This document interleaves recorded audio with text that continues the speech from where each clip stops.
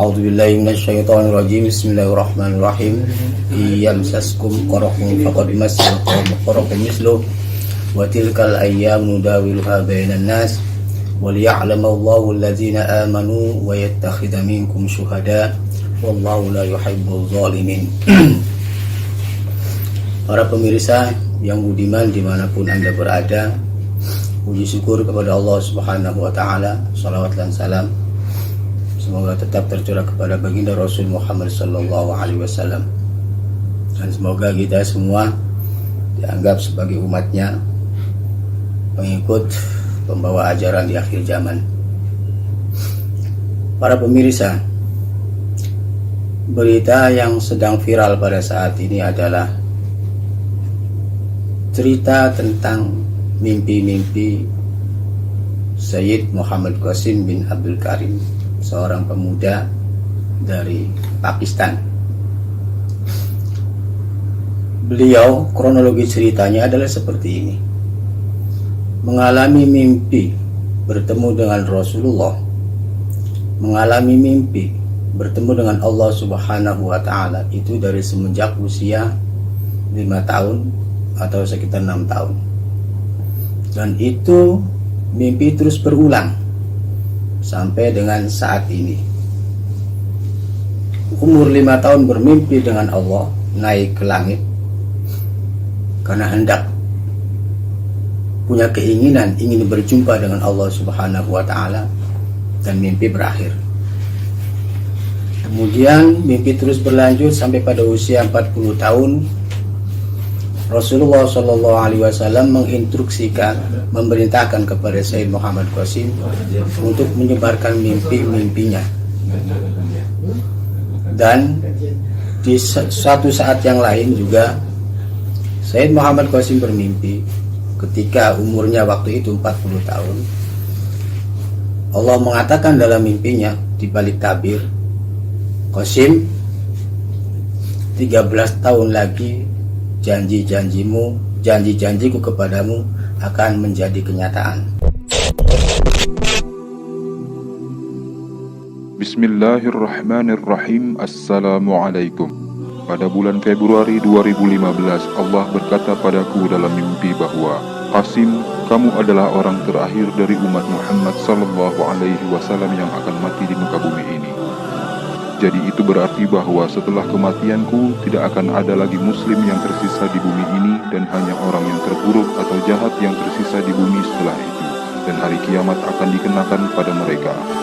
Dalam mimpi yang lain, Allah Subhanahu wa ta'ala berkata bahwa, Qasim, aku akan memenuhi semua janji-janjiku dalam 13 tahun ke depan, yaitu janji yang aku telah buat denganmu.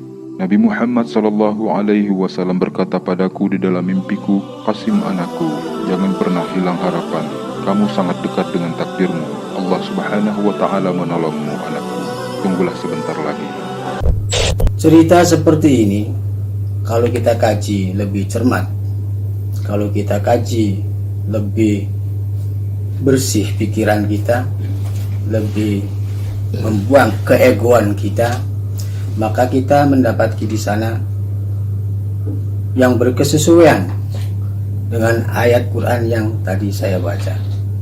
Yamsaskum qarhun faqad massal qawma qarhun mislu wa tilkal ayyamu nudawiluha bainan nas wa liya'lamallahu allazina amanu minkum wa yattakhidha minkum syuhada wallahu la yuhibbuz zalimin.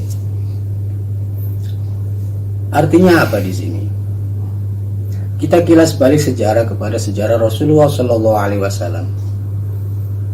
Rasulullah Shallallahu Alaihi Wasallam itu ketika umur 5 tahun atau umur 6 tahun, dia mengalami pembelahan dada.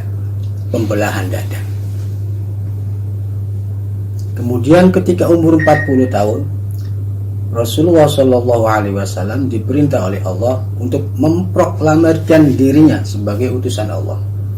Pada saat itu kaum Quraisy dikumpulkan dalam satu tempat, kemudian Rasulullah naik ke atas bukit sambil memproklamirkan dirinya bahwa Muhammad adalah utusan Allah, bahwa saya adalah utusan Allah.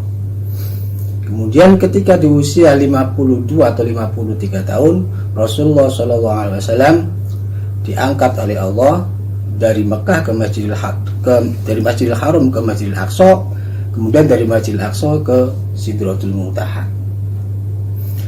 Wa tilkal ayyamu nudawiluha bainan nas, ini yang menjadi titik berat kita untuk bahasan ini. Artinya Allah sengaja mempergilirkan kejadian-kejadian dan peristiwa tersebut. Jadi kita kembali kepada sejarah peristiwa yang dialami oleh Sayyid Muhammad Qasim. Ketika umur 5 tahun bertemu dengan Allah dan Rasulullah, ketika umur 40 tahun diperintahkan untuk menyebarkan mimpinya, 13 tahun ke depan insya Allah akan ada pengislahan. Akan ada pengislahan dalam satu malam. Kembali kepada sejarah. Sejarah ini berulang. Wa tilkal ayyamu nudawiluha bainan nas wal ya'lamallahu alladziina aamanu wa yattakhidha minkum syuhada wallahu la yuhibbuz zalimin. Dan masih banyak lagi cerita mimpi-mimpi Sayyid Muhammad Qasim. Sayyid Muhammad Qasim bermimpi tentang Malhamah Kubro. Sayyid Muhammad Qasim bermimpi tentang Ya'juj Ma'juj. Sayyid Muhammad Qasim bermimpi dengan Dajjal. Sayyid Muhammad Qasim bermimpi bagaimana proses turunnya Nabi Isa alaihissalam. Itu sudah mimpi yang luar biasa. Ini peristiwa-peristiwa yang harus kita pikirkan secara saksama. Ini peristiwa penting, ini peristiwa besar. Apa-apa yang diperlihatkan Allah kepada Muhammad Qasim ini adalah peristiwa-peristiwa yang sungguh sangat luar biasa besar.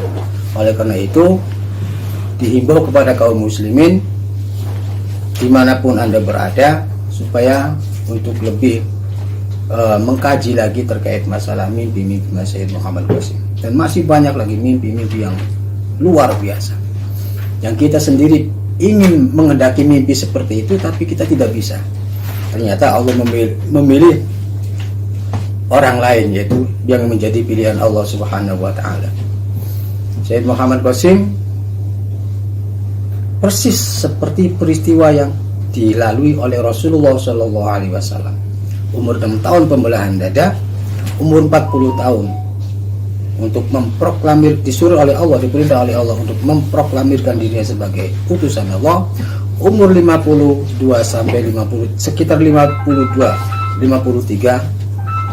di Isra dan Mi'rajkan oleh Allah Subhanahu wa ta'ala pun sama. Hanya karena Muhammad Qasim bukan nabi, maka prosesnya bukan pembelahan dada, tapi prosesnya adalah mimpi atau al-mubasyirat, diangkat oleh Allah Subhanahu wa ta'ala dalam mimpinya hendak menuju ke Allah Subhanahu wa ta'ala, tapi mimpi di situ berakhir. Ini simbolis saja bahwa ada korelasi antara peristiwa yang dialami oleh Rasulullah ketika umur 5-6 tahun sama peristiwa yang dialami oleh Sayyid Muhammad Qasim ketika umur 5-6 tahun, sekitar 5-6 tahun. Pun di ketika umur 40 tahun Muhammad Qasim juga mengalami proses yang sama, yaitu diperintahnya untuk menyebarkan mimpi. Logikanya begini, Sayyid Muhammad Qasim menyebarkan mimpinya melalui medsos. Apakah itu Twitter, apakah itu Facebook, atau masuk ke Google dan seterusnya. Mungkin kita orang-orang sekarang mungkin berpikir, mimpi-mimpi kok diceritakan, mimpi kok disebarkan ke khalayak umum, mimpi bertemu dengan Rasulullah kenapa disebarkan ke khalayak umum, mimpi bertemu dengan Allah Subhanahu wa ta'ala kenapa diceritakan, kenapa nggak disimpan saja buat diri sendiri. Ini persis seperti ketika peristiwa ini terjadi di masa Rasulullah Shallallahu Alaihi Wasallam. Rasulullah Shallallahu Alaihi Wasallam adalah orang yatim piatu. Rasulullah adalah orang umi yang tidak bisa membaca, tidak bisa menulis, dan bukan seorang pelajar. Hanya Rasulullah bermodalkan sifat jujur, yaitu al-amin. Dengan tiba-tiba ketika berumur 40 tahun, Rasulullah mengumpulkan orang-orang Quraisy, kemudian naik ke bukit, kemudian mengaku bahwa Rasul itu adalah utusan Allah. Orang mungkin berpikir, ini orang stres apa kan begitu. Kita saja ketika hidup pada masa itu, nggak jaminan kita mengimani bahwa Nabi Muhammad adalah utusan Allah. Kita nggak jaminan. Ketika kita hidup di masa itu, Rasulullah yatim piatu, bukan seorang pelajar, beliau umi, pengembala kambing, kaum Quraisy peradaban yang terbelakang. Tiba-tiba ketika Rasulullah 40 tahun mengaku, mengklaim dirinya sebagai utusan Allah. Kita ketika hidup pada saat jaminan nggak mengimani bahwa itu adalah utusan Allah. Wah, ini mungkin orang stres, sehingga Rasulullah banyak klaim-klaim bahwa Rasulullah adalah orang gila, Rasulullah adalah orang kerasukan setan, Rasulullah adalah orang yang terkena sihir, dan seterusnya. Itu banyak klaim-klaim seperti itu. Nah, kita kembali ke Sayyid Muhammad Qasim ketika menyebarkan melalui media sosial, baik itu Twitter, baik itu Facebook, baik itu YouTube. Orang mungkin berpikir ulang, masa mimpi-mimpi diceritakan ke khalayak umum? Ini orang stres apa? Pamer, kan begitu. Wah, cari keuntungan, wah, bikin sensasi, dan seterusnya, dan seterusnya. Artinya apa?